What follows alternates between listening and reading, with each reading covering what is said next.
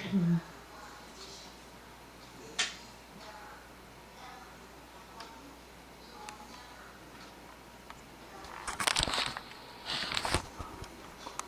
United States of America. We are a family of individuals who come from many different cultures and social classes. Yet we can all agree on one thing. We are proud to call ourselves Americans, whether we have been part of this family since birth or even those who are new to our family. We are gracious to live in a nation that supports our freedom and growing success. It is important to me as your future president to create an even better society, lift your spirits in difficult times, and use your undying pride and commitment as the motive toward this change for the better. My name is Courtney Raquet, and I would love nothing more than to be your president. I would like to lead this nation to a brighter future, less stress and less worry.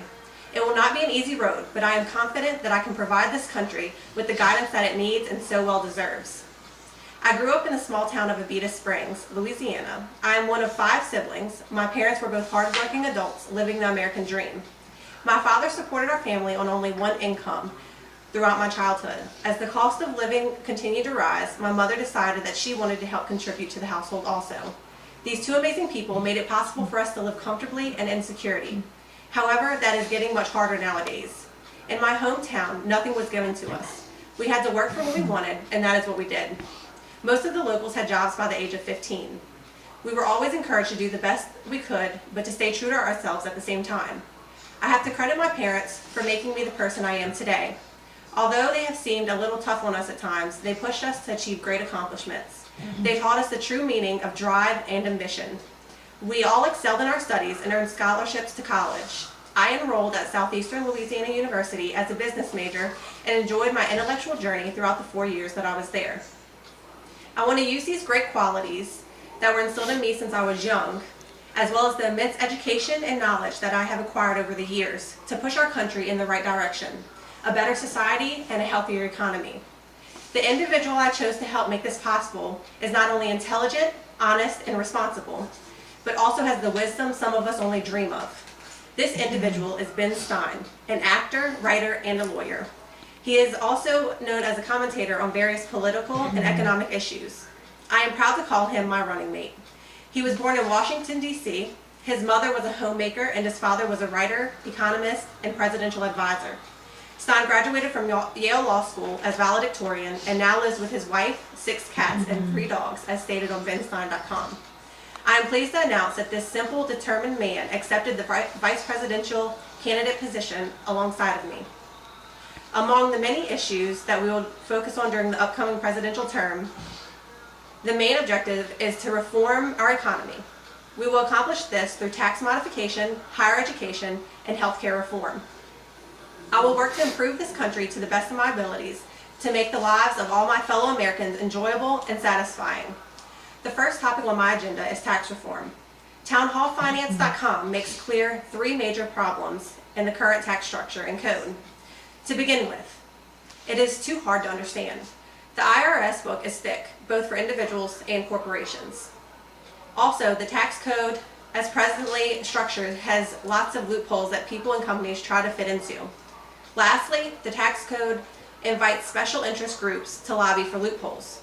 To avoid these problems, we should eliminate all loopholes and deductions. Of course, certain loopholes like charitable giving are great for society. However, some people take advantage of these loopholes in our tax structure. We should also eliminate corporate taxes and dividend taxes. This will make it cheaper to do business in the U.S. and attract capital from everywhere. Finally, we should flat tax everyone the same with respect to the extremely high income brackets. This flat policy will result in much higher economic growth for our nation as a whole. As for the higher income brackets, taxes will rise, but not significantly. My running mate, Ben Stein, who is a very wealthy man himself, even said on FoxNewsInsider.com, we have a situation where very rich people are paying a lot less taxes than they were under Ronald Reagan. We need money desperately in the federal government. The rich people have got it. Why can't we go back to the Reagan rates? I couldn't agree with him more. The second topic on my agenda is higher education. Educause.edu stated that 30 years ago, only 2% of the American public listed education among issues of national importance. However, as years have passed, this issue has grown much more significant. Education is now the number 1 or number 2 voter concern in our nation.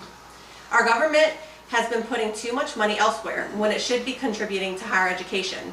Our children need this. Their future depends on this. And our economy is suffering because of undereducated individuals that our tax dollars are supporting.